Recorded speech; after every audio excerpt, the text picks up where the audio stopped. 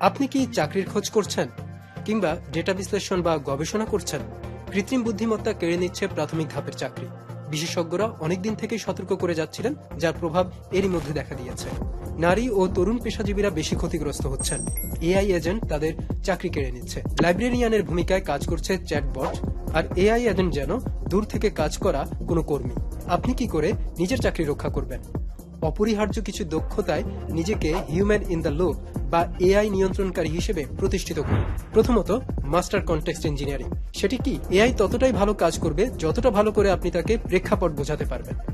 আপনার দায়িত্ব হবে কৌশল নির্ধারণ, এআই করবে বাস্তবায়ন।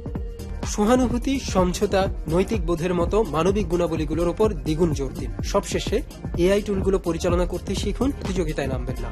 ডিজিটাল ইন্টার্ন বাহিনীকে নেতৃত্ব দেওয়ার মতো করে নিজেকে প্রস্তুত করুন।